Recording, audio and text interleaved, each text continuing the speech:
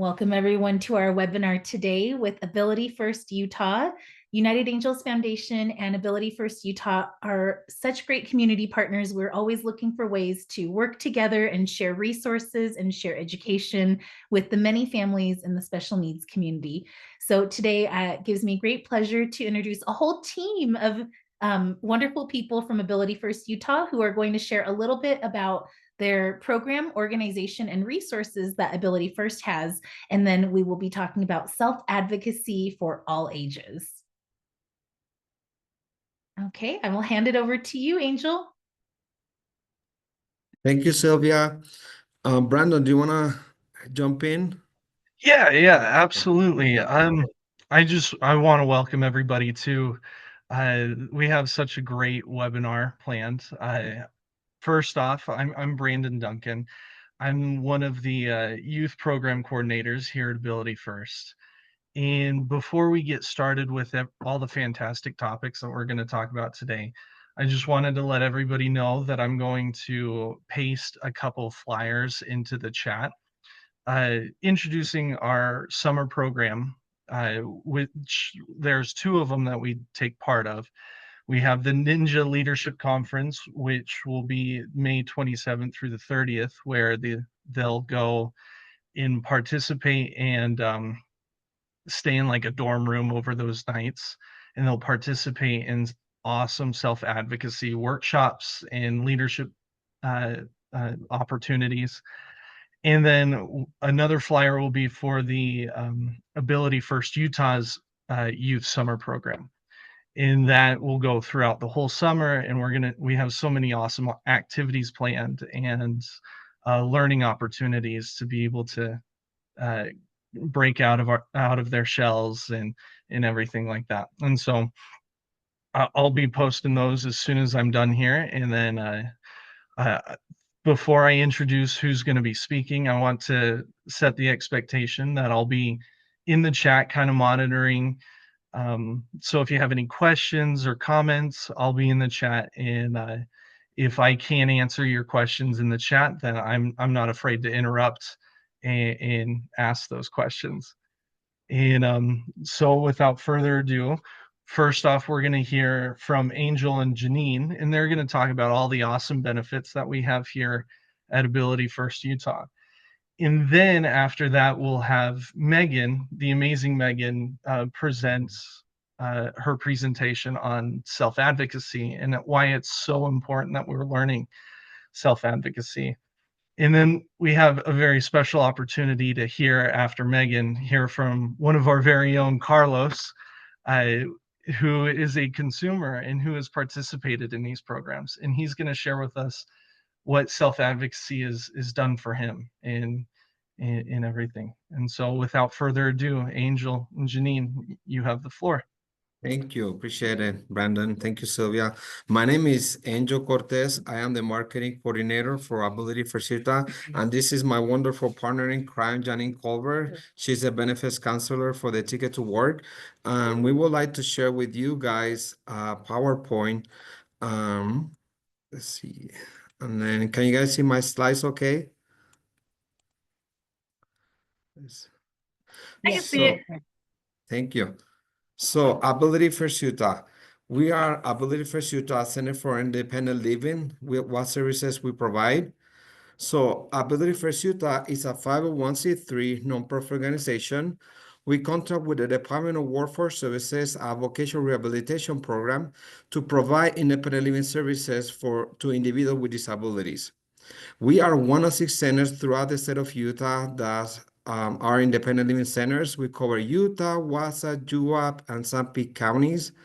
And participant of our services cover individuals of all ages and with all types of disabilities. It could be physical, mental, cognitive, sensory, but we don't ask proof for disability. No proof for disability is required. So if the individual states that they have a disability, they are part already for the Ability First Utah family. So what are primary five core services? We have information referral, in which we engage in information and referrals with other organizations, in which we provide services. If we don't provide the service, we connect the individual to the organization that provide the service so that we can meet their needs. We have independent living skills trainings, in which we teach youth and adults independent living skills, like money management, basic computer skill classes, transportation classes, and we take them to fun activities in the community like the zoo, aquarium, bowling, and we pay the fee enter for these activities and classes, and we provide transportation to and from classes and activities.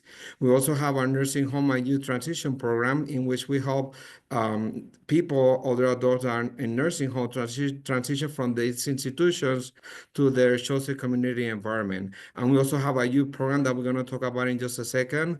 We also have peer support program, in which we help individuals to engage in friendships and see each other as mentors so that they can support each other and learn from each other.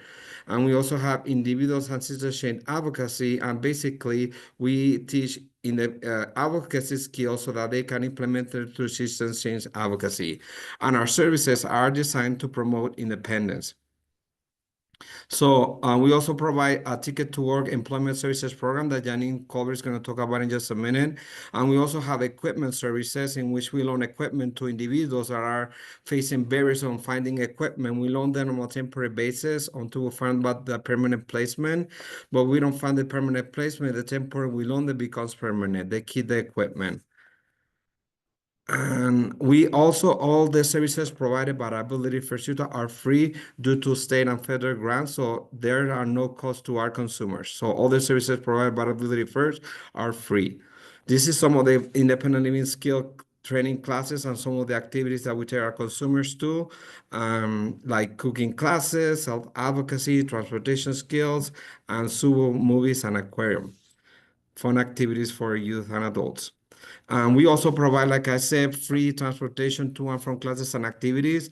And we also provide limited on-demand transportation to access vital resources on the first and third Monday of the month.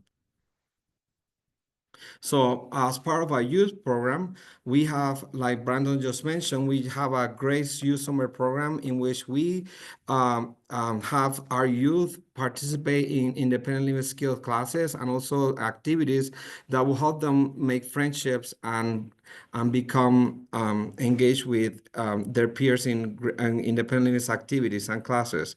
Some of the classes that we teach our youth, like our money and time management, shopping, how to look for housing, how to maintain a job, community safety, emergency preparedness, confidence and self-esteem. And we also have, this is some of the examples of the activities and classes that we teach our youth. We teach them arts and craft. We take them to the DI. We also teach them cooking classes. And also we take them to the Splash Summit, during youth summer program, fish hatchery, and the Hogo Zoo.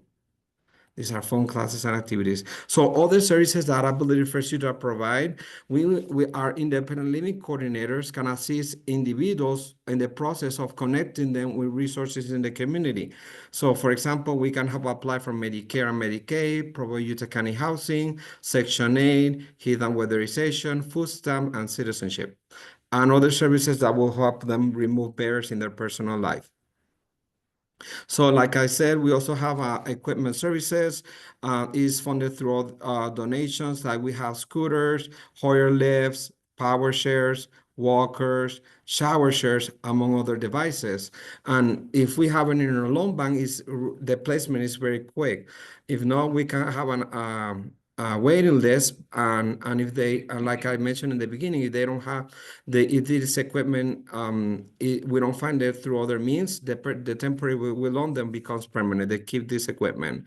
We also have an assisted technology program, in which we do bank conversions, and we do home modification. If somebody's needing a ramp in their home, or they need a home modification like a circ light, threshold, portable runs, vertical platform lists. We can do this to our consumers. We want to be the funding of last resource, and this is the only program at Ability First Utah in which we take a means test on equipment. But if they qualify if they pass a means test, we can do this permanent placement and help them with this equipment. So how to become part of family of Ability First Utah is to call Ability First Utah 801-373-5044. And then our independent living coordinator will conduct an intake assessment and evaluate the need of the consumer to establish a plan aimed at obtaining their goals and forging the path to their success and independence. So they determine program eligibility, the term needs assessment, assisted technology eligibility, and independent living plan development. So here's a map of all the independent living centers throughout the state of Utah. And like I said, we cover Utah, Wasatch, Juab, and Sanpete counties. You can refer to this map on our website at abilityfirstutah.org. And if you're out of our cover area, you can find the independent living center that can also help you with the services that Ability First Utah provide, because all the independent living centers throughout the state of Utah, that we offer the same primary core services. I'm going to turn the time over to my partner in crime, Jenny Culver, and she's going to talk about the Employment Network program. Okay, thank you, Angel. Mhm. So hello, everyone. I am so excited to be here and to be able to talk about the Ticket to Work program. The Independent Living Center is funded through the state and federal. The Ticket to Work program is funded by the Social Security Administration, and it is designed to help individuals between the ages of 18 and 64 who are on Social Security benefits of some kind. They could be on SSI, SSDI, or a concurrent of both benefits. And the program is designed to help individuals who want to enter or re-enter into the workforce and work towards that financial independence. Now, with that being said, there is a lot of work incentives, there's a lot of support, there is, with the work incentives, a lot of people have that misconception that the minute you go to work, you lose your benefits, but not with the Ticket to Work program. The Ticket to Work program is designed for a gradual decrease of the benefits based on the increase of your earnings. And it also goes back the other way, so that if someone is not able to make that total journey towards financial independence and they need those benefits back, they can get them back within 30 days. No harm, no foul. And so it also, it's a voluntary program. You come into the program voluntarily, and you may leave the program at any time that you are no longer feeling the need to participate or need to get back on those benefits. And so, sorry, let me just pause the mute the.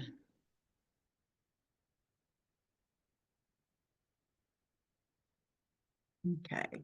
Did somebody have a question? Does somebody have a question? No? Okay. Okay. All right, great. Anytime, please, please feel Mhm. free. We're going to have a question and answer session here at the Mhm. end too. So, but with the program, someone can come in and they set their individual goals, and they are personalized goals depending on the education or the type of work that you want to get into. And so each person's journey is different from anybody else's. So it's your personal financial journey. And so I sit down with you, I go through the screening to see if, we're a good fit for you, and if we're a good fit for you and your goals. We do an individual work plan to kind of like lay out your goals, benefits counseling. So I am educating all the way through from the beginning to the end how earnings will affect your benefits and your Medicaid and Medicare. And so you're familiar with those changes and prepared for those changes when they do happen. And so go ahead and change this, Angel. Mhm. So I also work with you to do the resume writing and the cover letter, the interview skills, your job search skills, and I also send out job leads that I get posted to me, and then the work incentive planning and tracking. And this, with the work incentives, is designed to keep your benefits longer while you're working and getting acclimated into work and preparing for the changes that will happen. They will not happen right away. I'm there to help with any, work-related conflicts or any problem solving. I'm also doing advocacy for reasonable accommodations. So if you need accommodations on the job, I'm there to help you advocate for that with an employer, and then to walk with you to understand your rights under the Americans with Disability Act. And then there's general case management and counseling that I follow along with you. Perfect. Well, thank you. Now we're Oh, gonna, I did want to mention though, yes, the Independent Center here only covers the 4 counties. The Ticket to Work program covers the whole state of Utah. And so wherever you are in Utah, you can work with me through the Ticket to Work program. thank you, Janine. Appreciate it. Well, we're gonna turn now the time over to Megan. Hello, everybody. And before I get started, does anybody have any questions for Angel or Janine? All right, looks like we are all A-okay then. Let's see here. All right, I'm just pulling up the presentation.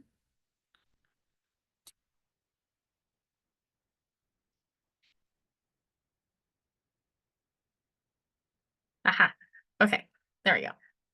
Got it, guys. Can we see it? Okay, awesome, great. Well, hello guys. My name is Megan. I am one of the youth program coordinators here at Ability First Utah. And before we do get started, I do want to give you all of you guys, every single one of you guys who showed up here, appreciation and thanks for you guys giving us your time and for you guys joining us in this webinar to, well, just learn and get better. So thank you so much for sitting here and letting me help you. So today we are going to be learning and going over boundaries for growth, which is AKA it's guiding self-advocacy and independence in kids with disabilities, and how we can, as parents, how we can guide them. Basically guiding the self-advocacy part. Yes, so let's get moving on here. So this is what we're going to be expecting for our presentation today. So it's welcome to promoting self-advocacy, and then let's learn how to help our children build their confidence with their independence. This is what you can expect from learning here today. Number 1, what is self-advocacy? Number 2, why is self-advocacy important? Some tips and tricks on how we can promote self-advocacy in your home and resources as well. And then as you can see here, the little tree. Oops, okay, there we go. The little tree right here, I put a little tree for self-advocacy because self-advocacy, it in the end, when you are starting to learn it, it is like a tree. So in the beginning, when a tree is a little delicate sapling, yes, when it's a little delicate sapling, usually, I mean, it does break easily. But as time goes on and the more it develops and with the right nurture and then the right environment, that little tiny sapling turns into a big, strong tree. And so that is just like self-advocacy. So we start off small and delicate, but over time, the more we nurture our self-advocacy, the more confidence we're going to build. And then the more likely we'll be just self-advocating for ourselves off of muscle memory, left and right, all day, every day. Hey, how are you? Uh-oh. I was Hi, gonna say, do you what have a the heck question? happened? It was one of those days, huh? That's what we have to look forward to as we get older, right? Yeah. All right, so moving on here. Okay, so like I said, though, the more we practice self-advocacy, because it is going to be hard starting off, and even teaching our kids, it is going to be a little hard starting it off because it's new. This is a new thing. We're learning and we're growing over time. So just remember that it is going to be delicate. We are going to mess up, but the more you practice, the more of a self-advocate you will become. So we're going to start off with this little video right here. It's from the Self-Determination channel on YouTube. And guys, these guys are like a little golden nugget. I love these guys. They talk about advocacy and self-determination. If you guys want any tips and tricks or just inspiring stories, you can always just look these guys up on YouTube here. I'm just going to click on the video for you. As I'm in the midst of applying for residency right now, wish me luck, Grammarly has again been a lifesaver with my application and helping me write my personal statement and CV. Grammarly is your digital writing assistant. It's an all-in-one tool that improves your productivity, triple checks your work, and saves you time when working on multiple assignments. Even the free features are incredible. You can set your own writing goals, track your word counts, and even find new words to replace your overused ones using the synonym feature. I personally love using Grammarly. Oops.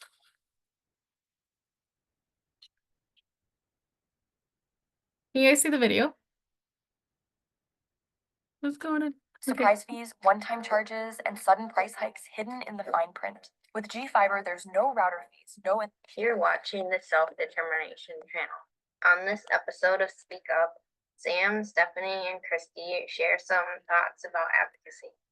Being a self-advocate gives you a voice in that discussion and in that conversation, because if you're not in that conversation, someone else is going to have it without you.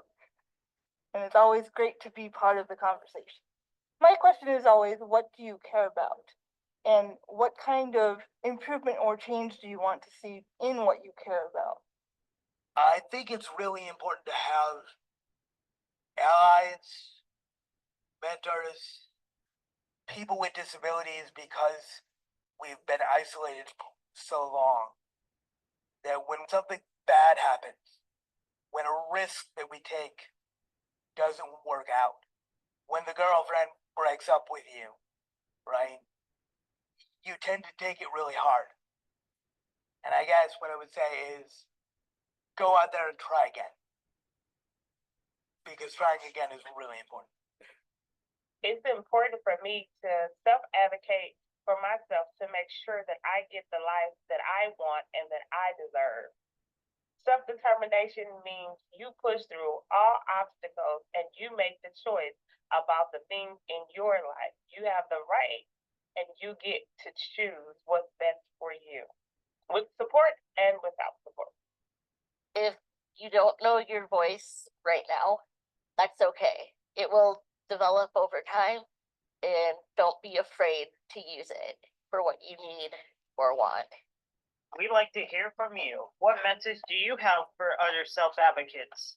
Share your answer below. Okay.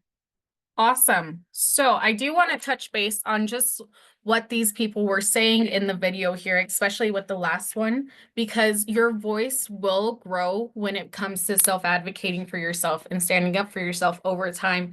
The fact is that you just have to keep on trying and keep on nurturing it. And so what self-advocacy is, self-advocacy means speaking up for yourself, making decisions, and taking responsibility for your own life. So that is the basic definition that if you look it up on Google, you will get that definition right there. And then here is my, let's see. Okay, so here is my definition that I usually like to explain it in my kind of way when I'm teaching classes or when I'm just telling anybody about what self-advocacy is. And so self-advocacy is all about you and being able to make your own choices in your life, as well as trusting yourself in making those choices and making those decisions right there. And so you can do this by these 5 bullet points right here. So number 1 is knowing yourself. So being able to understand your strengths, your needs, your challenges, and also what you want in your life is going to help you feel more confident to speak up and self-advocate for yourself. Another one is how we can self-advocate for ourselves is by, like I said before, is speaking up. So knowing how to confidently express your needs and wants anywhere to anyone, because you know yourself the best, you know yourself the most, so you're the one who can self-advocate for yourself the best. And then the next one is making informed choices. So understanding your rights so that you know how you should be treated, AKA in the work environment, in a school environment, even in a restaurant. So just being able to understand your rights and know if someone is treating you in any kind of way that they shouldn't be, you can just easily say, hey, I'm not worth that. I'm worth more. And I should stand up for myself. The next one is knowing when you can ask for help. So knowing when and who you can reach out to for support. And then last but not least, it's taking responsibility. So learning to problem solve and accepting the problems and being able to advocate for your own future. So that is what self-advocacy is here. And then this is just like a breakdown of ways that we can self-advocate for ourselves. So the next one is, so why is self-advocacy important? Let's see. So why self-advocacy is important is that there's just a whole bunch of things that self-advocacy can do for us. It helps build confidence when we're making decisions. This helps anybody trust their own voice, which leads to trusting their decisions in life, because the more you know yourself, the more confident you are going to be when it comes to making decisions in your life. And the next one would be, it helps prepare people, most likely youth, because when we're teaching our young, they will adapt to the things that we teach them, and they'll be most likely acting on it when they are adults in the adulthood. So being able to teach starting from childhood, they're going to be self-advocate professionals by the time they're even 17, probably. And so it just self-advocacy will help the youth trust themselves when it comes to work, college, and independent living. And the next one is it encourages self-determination. So this teaches youth of their worth and empowers them to take control of their lives and advocate for their needs. And then last but not least, it helps you become comfortable with expressing your needs anywhere to anyone. So whether it is work, school, independence, living skills, or relationships, having self-advocacy leads to better support and success in all formats, because you know what you want, you know what you need, and you know how to get it by respectfully advocating for yourself. The best thing about having healthy relationships with work or school or just friendships, romantic relationships, it's communication and knowing how you can get your help. So this one right here, this is why self-advocacy is important. And so this is how we can encourage self-advocacy here at home. See, I'm just gonna move this. Okay, awesome. So encouraging self-advocacy at home. Okay, so here are some of the bullet points that we can go over. So number one, how we can encourage self-advocacy at home would be practicing communication skills with you or your children. So this could mean by encouraging the need to express thoughts, needs, and feelings in a clear, respectful way. So always practice those communication skills, because once someone is feeling something and they don't know how to communicate, it's going to turn in a negative way. So us being able to use our communication skills to express our thoughts, needs, and feelings, that's going to bring us far in the long run. The next one is practice decision-making skills. So encouraging choices on things that we are naturally independent with. So AKA picking their clothes, meal options, washing their hands. So having them make their own decisions and having them make their own decisions. The next one would be educating on rights and responsibilities. So this is help yourself and your family understand their rights at school, work, and the community, because the more you know about your rights and your responsibilities, the more you're able to help yourself and others. And the next one is modeling self-advocacy. So showing your family how you ask for help and stand up for yourself in a respectful way, because self-advocacy here, yes, it is standing up for ourselves and it is making sure that our needs are getting met, but we also got to do it respectfully if we want the other person on the other line to hear us. So modeling it in a respectful way is very, very, very important. And then validating efforts. So give a compliment when you notice effort. So when your kid speaks up or when they make their own independent choices, because the more you validate the efforts that they're trying, the more you call them out on when they are trying, the better that they feel. And so the more that they will want to try. The next one, and this is for all the amazing little actors here, it's the role play scenario. So you can practice situations where you or your family need to advocate. And so ordering food at a fast food restaurant or even at a restaurant, being able to ask for help when you're grocery shopping or when you're needing to ask for help, like with a policeman, just being able to role play those scenarios. So when a scenario like that pops up, they'll be ready. And then also practice problem solving. So practice those creative problem solving skills. This encourages to think through the challenges before asking for help. Let's go to the next one here. Okay, and so this right here, this tree, like I said in the beginning, so self-advocacy is just like a tree. And I actually had I had a presentation like this a little bit ago with one of my classes, and we called it our own self-advocacy tree. Because like I've said in the beginning, self-advocacy it is like a tree. So right here, you see the roots. The roots are the foundation of, well, of the self-advocacy. So this means that you understand yourself. So you know your strengths, you know your challenges, you know your emotions, you know your rights, you know how you want to be treated, you know what you want in life, or you have a basic understanding of it. And so with the roots, we get the trunk. And so the trunk is the support and strength. So this is learning how to self-advocate for yourself. So this is developing your communication skills and your decision-making skills and those creative problem skills too. And the more we practice, the more stronger this trunk is going to grow. And so the stronger the trunk grows, then it brings to the branches, which is growth and application. So this is what it looks like when you're using self-advocacy skills in different areas, school, work, relationships, and it comes to the point where you're going to be using self-advocacy so much, you don't even realize when you're doing it. Like I said, it's just going to become muscle memory at this point when those branches are starting to branch out. And then last but not least, the leaves and the fruit and flowers, because who doesn't love flowers? That's going to be the success and independence that you're getting from self-advocating for yourself, or you're getting from teaching your child how to self-advocate, because this gives you confidence, it gives you problem solving, gives you independence, and it helps you achieve your goals because you believe in yourself. Okay, so next one. So finding the right balance between guidance and overstepping. So these right here, this is a little breakdown, and I have each slide coming up to get a little bit more into this, get a little bit more into this to help you guys out here. But I am just going to read down the bullet points here. So the first one would be just supporting your kids by giving them opportunities to speak for themselves, encouraging the independence. Instead of giving answers, give them choices, ask instead of assuming, find opportunities to teach them instead of doing it for them, and always validate effort. Validating effort is very, very important because, like I said, the more you call it out, the better they're going to feel about themselves and the more they're going to want to practice.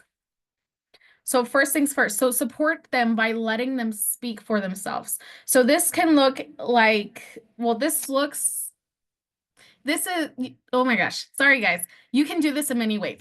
There you go. Okay, so you can do this in many ways by like encouraging them to use their own voice.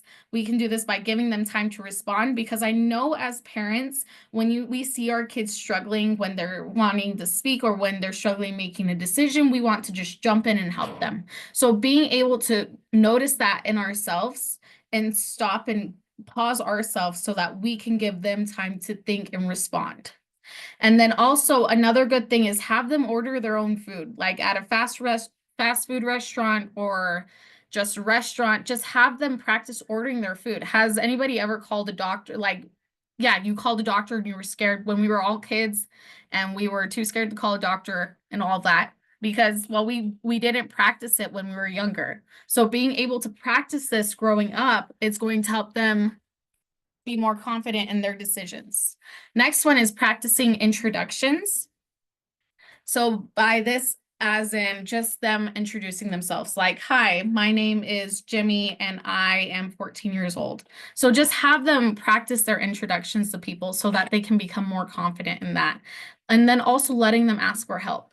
Even when you see them struggling and they are needing help, they're the ones in the end to decide if they're going to ask for help. And then also encourage everyday choices. So just encourage those independent living skills choices right there. The next is resisting the urge to speak for them. So like I said before, because this is very important, pausing before answering for them. So just notice it and just pause and stop yourself while you let them handle the situation. And because letting them struggle a little is perfectly okay. That's how we learn. We learn by making mistakes and then step in only when it's necessary.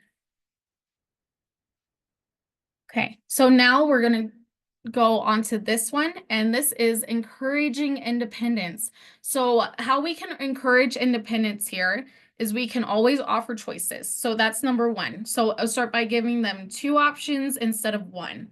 Because if we give them 1, it's more like our own choice to giving them something. But if we can give them 2, it helps them decide what they actually want. And then also another important thing about encouraging independence is encouraging their self-care routine, because self-care is very important and it is very a part of our independent adult lives. So supporting them at managing tasks such as personal hygiene or organizing. The next one is giving moments for problem solving. So let those creative problem solving methods kick in for them, because the more they go, the more they try, the better they'll be. They're going to struggle in the beginning, but like I said, the more problems that they do solve, the more confidence that they will be at the end. And so asking open-ended questions to help them think through challenges instead of providing immediate answers for them. A next one would be creating real-world opportunities. So involving them in everyday tasks like asking for help while you're shopping. And then the next one would be celebrating their efforts. So validating their efforts again. This will only encourage them to do more. Okay, so the next one is instead of answering, give choices. So pause and give them time. Allow them to process the question before stepping in.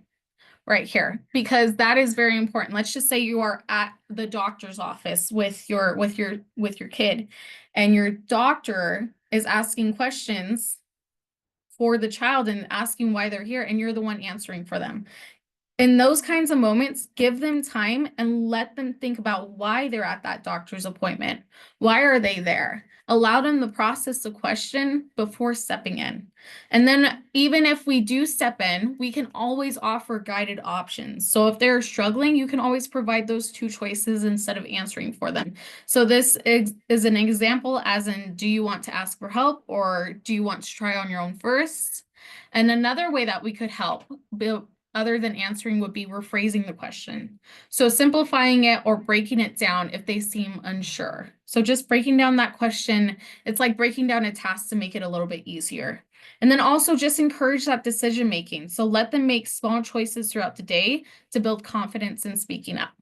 And they can make those choices as with something as simple as, do you want an orange or banana? Or do you want to wear the red shirt or the blue shirt? If they are able to make their own decisions, they'll be more confident in decision making when it even becomes, the bigger decisions in their life. And then also acknowledge their effort. So even if they need help, praise their attempt to express themselves. So example would be, great job telling me what you needed. The next one would be, instead of assuming, just ask. So before checking in, try checking in with them. So instead of assuming they need help, ask, would you like me to step in? Or do you want to try first? Because that will give them a chance to just sit and think about their feelings and what they're thinking. Because the more we practice, even if we do make mistakes, the better we will get. And then also give them a chance to express their needs. So let them explain how they feel or what they need before offering a solution.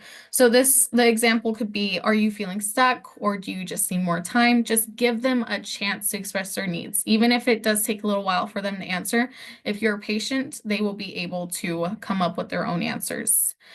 And then the next one would be using open-ended questions. So encourage deeper thinking with questions like, what do you think would help? Or how would you like to handle this? Because that gets them to think a little bit deeper into the situation that they're facing. The next one would be respecting their decisions. So if they say they don't need help, take that step back and let them try.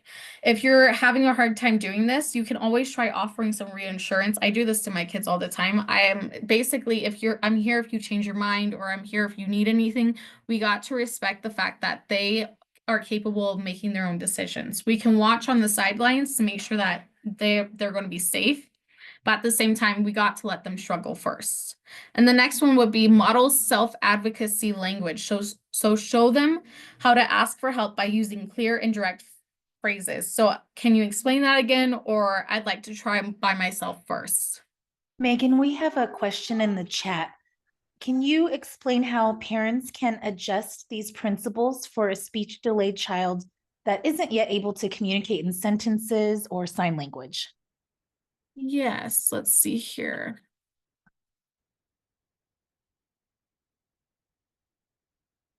Okay, sorry, I'm just reading a question.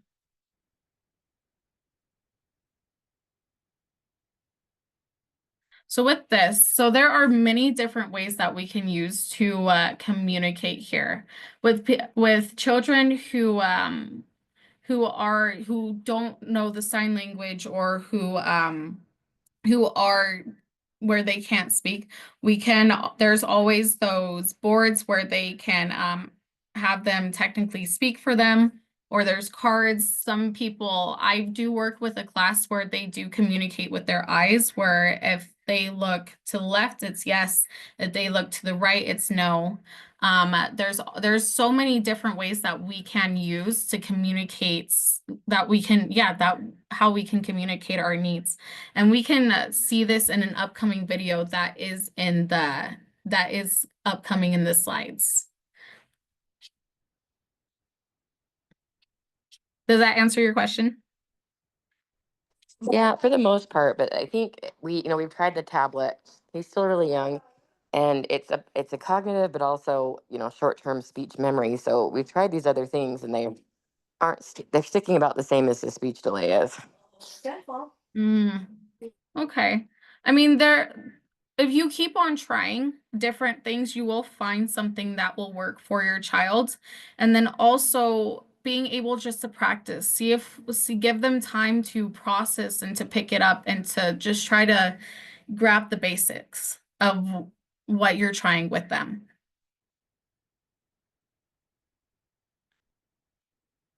And Angel put in the chat that there is an assisted technology and loan bank program that can help parents with mobility barriers that the child might be having. So it's a state waiver program through the state of Utah, and you can do an assisted technology device that may be able to help as well. Yeah, that could definitely help too. Let's see. Okay. Do we have any more questions, or are we good? Like, we are good. Okay.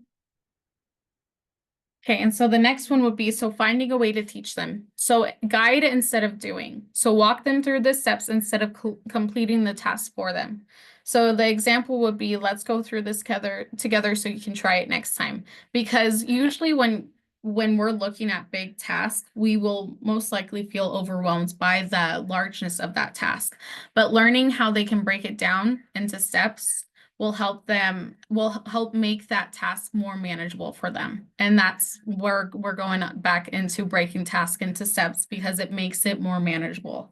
And then also using mistakes as learning opportunities. I've actually heard a couple of times for the reference of mistakes, instead of saying that, we can say missteps, because mistakes are learning opportunities. That's how we learn. That's how we grow, is through making mistakes. It's through trial and error. So if they struggle, encourage problem solving instead of stepping in immediately. So that's okay. Mistakes happen. What's another way that we can try? So encourage that creative problem solving, or encourage them just thinking a little bit about the problem, because then they'll be able to think of how they feel or how they can handle the situation. They would just need to stop and think about the situation first. The next one would be encouraging practice in safe spaces. So letting them practice speaking up with the safe people that they feel comfortable about, which would be with their family members, in their home, with teachers, or with friends that they trust. And last but not least, it would be patient and offer encouragement. So building independence takes time, celebrates their efforts, and they will progress. So example, you handled that on your own. I'm very proud of you. Remember, just be patient with them, because this is something new that they are learning. This is also something new that we're learning. So we got to remember that we also have to be patient with ourselves as well. Okay, and then the next one would be validating their efforts. So like I said before, Validating efforts is very important because the more we can point out their successes, the more they will want to keep on trying. And the more they keep on trying, the more they will progress. So recognize their progress. So acknowledge even small steps towards independence. So the example could be, I noticed you spoke up today. That's a huge step for you. Good job. Or I noticed that you're learning how to use that technology device. Good job. You're doing amazing. You have I appreciate your effort. So just pointing out the fact that they're trying could go a long way. And then also try to just focus on that effort. So encourage trying even if the outcome isn't perfect. I'm proud of you for asking for help, even if it felt hard. And even if they do fail, you can always validate them for trying before the failure as well. And you can even use that failure, like I said, as a misstep, as a learning opportunity. And then encouraging them. So their confidence. So encourage their confidence with phrases like, you handled that well. I see how much effort you put into that, or that took courage. I'm very proud of you. Then also, this is a big one right here. It's helping them see and notice their own growth. So go over past challenges to show them how far that they have come on their own. So an example could be, remember when you were nervous to ask questions? Now you do it without hesitation. So bringing up the past of how they grew and how they got better and what they've gained over time, and that will motivate them to do more. Also, avoid the overcorrecting. So let them feel proud of their effort without pointing out mistakes right away. Instead, ask, what do you think went well? And also, nothing will always be perfect. There will be mistakes, but as long as they are trying, we can always validate that effort. And then also here is the ripple effect. So has any of us heard about the ripple effect before?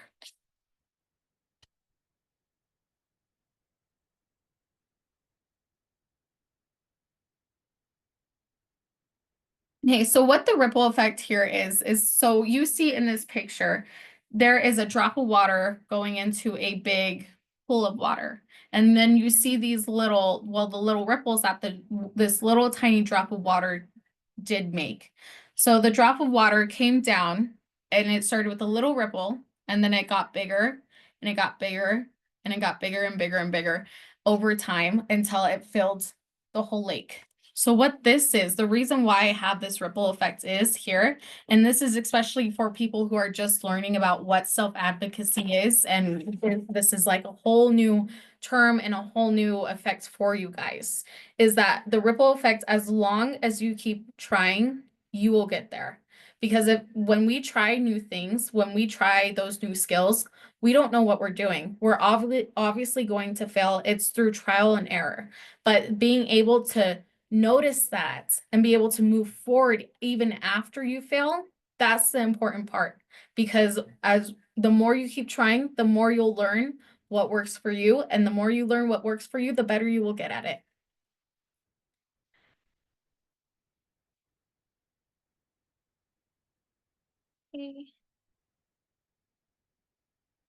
Okay, awesome. And then this is self-advocacy talk. So this is again from the self-determination channel. And I liked this, I love this video right here. And I hope this does help with your question that you did have as well. It's I proved them wrong. And so we'll click on this here. You are using apple cider vinegar the wrong way. If your goal is to lose belly fat, you need to use. Hey everyone. It seems like it's been a while since I've done one of these. Welcome back to another vlog. Life has been pretty hectic for me lately. Some people think I'm overworking myself, and if I'm being honest, they're probably not wrong. In today's episode, I'm going to talk about the various jobs I have. It's well known that people with disabilities often face multiple challenges finding employment. Before I get into what I do for work, I want to tell you a little story. At the age of 4, an insurance company deemed me unemployable without even meeting me. At 4 years old, they made that determination. Of course, I don't remember this, but that's what my parents tell me.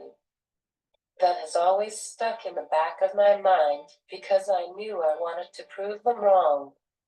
Growing up, my parents had the same hopes for me as they did for my younger sister. Of course, they knew my life would be a little different, but they hoped I'd get a job after college. Not only was it their hope, but it was my expectation of myself as well. All of my friends had jobs, so I should have one too.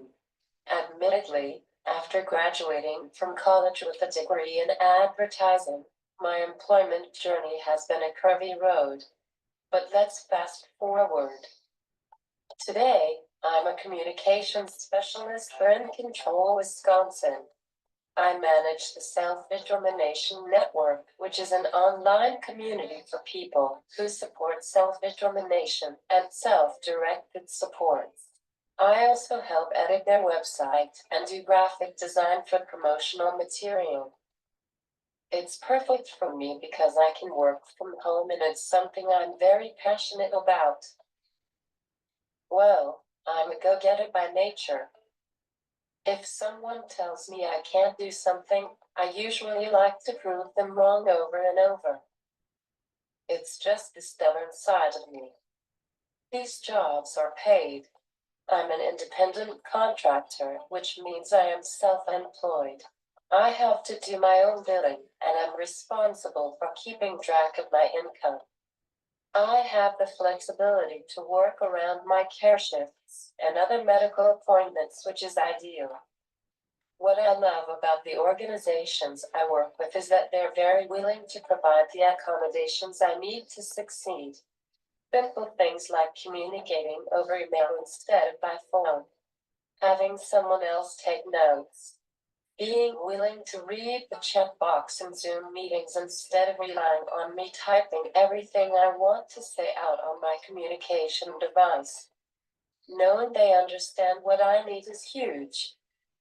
I do a lot of volunteer disability advocacy work as well.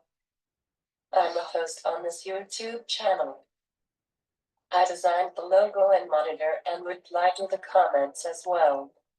I also sit on some disability advocacy boards. Between all of this and hiring and scheduling all of my own caregivers, one would think that would be enough to keep me busy. I'm still learning how to manage everything, but also take time for myself. As I may have mentioned before, I'm not a procrastinator.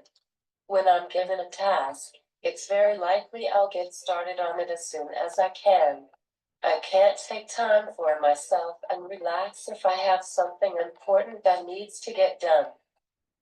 It's just how I am. I knew I could prove that insurance company wrong. I think I have. Like I said, getting to where I am has been a curvy road. I feel incredibly fortunate to be able to work. It's given me purpose in life. Do you have a job? What type of accommodations do you need? Comment below. Thanks for watching this episode. Okay, awesome. Let's see. Okay, awesome. So that was Stacy at the Self-Determination channel. I really look up to her. She is pretty amazing and she can definitely prove anyone wrong right there. And it's just the fact that she was still able to find ways to self-advocate for herself, even if it was hard. She was still able to learn, but it's the fact that she did never stop trying. She found ways that worked for her to self-advocate for herself. And then last but not least, so these are resources for you here. So these right here, these are websites that have workshops, that have tools, that have they provide educational materials, they do some training. So these websites right here, if you are interested in learning more about how you can teach your kid how to self-advocate for themselves, you can go to these websites. And then I also do have another like a long list of other resources that you could use. So if you would like, you can always just message me. I can put my email down in the chat. If anyone has any questions, I am definitely here for you. Meg, can you tell us when your next class session starts at Ability First if people want to sign up to take your class? Of course, of course. So the next class session here will be actually this upcoming Thursday, and we will be going bowling at our South County Lanes bowling alley. We usually for our classes, we try to do at least one fun activity a month just to get them out and just to socialize and give them a chance to have fun with others. And so that will be our fun activity for the month, which will be tomorrow at 9:30 from 9:30 to 12.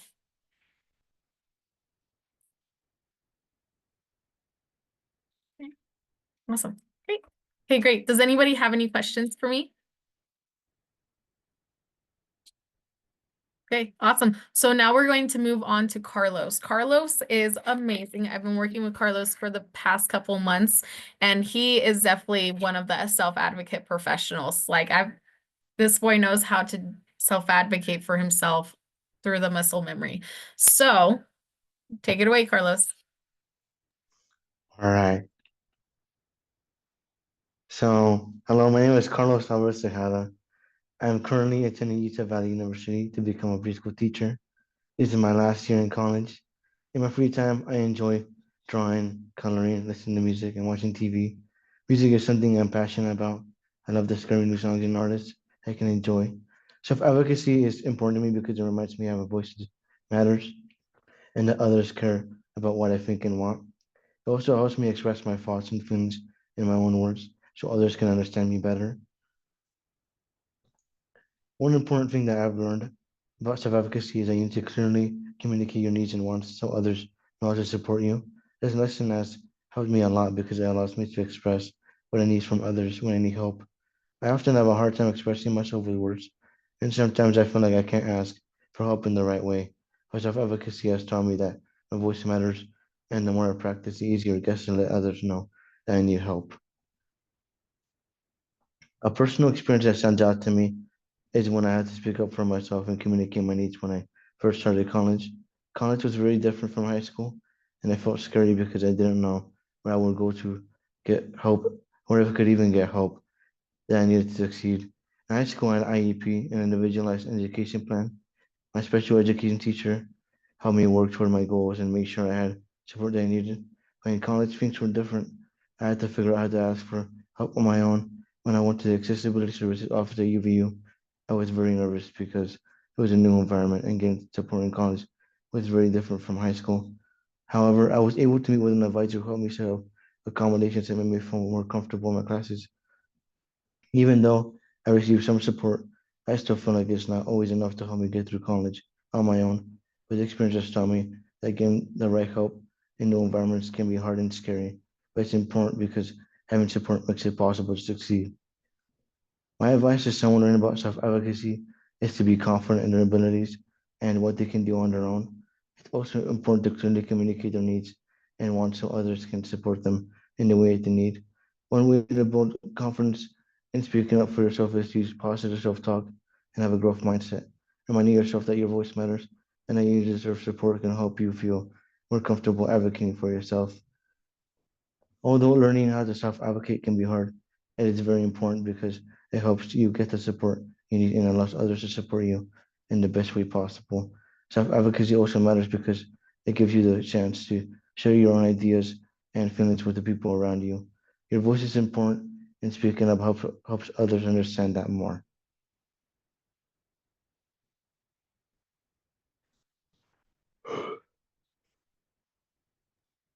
Awesome, amazing, Carlos. Thank you so much for that. Like I said, Carlos, over time, he's been with me for the past couple of weeks. Well, not weeks, months, actually. You've been with me since August now. But so Carlos has been with me for the past couple of months, and he is definitely a great self-advocate. He does make sure that he advocates for himself and advocates for other consumers in our program too. He makes sure that everybody feels like they are included.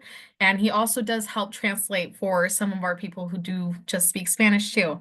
He is a friend to everyone and definitely a great person to look up to. And now we are going back to Brandon. Awesome. Yeah, thank you for that. Yeah, Carlos is awesome. That's something that I gotta say that I feel very lucky to have this position here as one of the youth program coordinators. Is we get to meet so many awesome people, both staff and consumers, and so um, I guess this will be the last call for questions or comments. Feel free to speak up, put them in the chat. But if we don't have any, then we can go ahead and close out, which I think we should be good. I just want to thank everybody again. This was a great webinar. I love the topic of self-advocacy, and say again, please look up the youth summer programs, look at those flyers that I posted, and look at the abilityfirstutah.org website for any and all information that we talked about today. So thank you again. Awesome. Thank you so much. Thank you, everyone at Ability First Utah, for telling us about your wonderful programs. Great to meet your staff. Carlos, love hearing about your story about self-advocacy and that transition from high school to college and how you really put those skills to use. Congratulations on almost being done with your degree to become a preschool teacher. That's awesome. And again, you can find more information about Ability First on their website. They are a local organization that do amazing year-round programs and services, and we are so grateful for their partnership. Thank you so much, and thank you to all of the parents who joined us today. And if you did have friends or other spouse or partners, anyone that wanted to join that was not able to, we are recording this. We'll send out the recording to those that RSVP'd in just a little bit after the video processes. And again, thank you for joining us. We hope you have a great evening. Thank you. Thank you. Have a good one.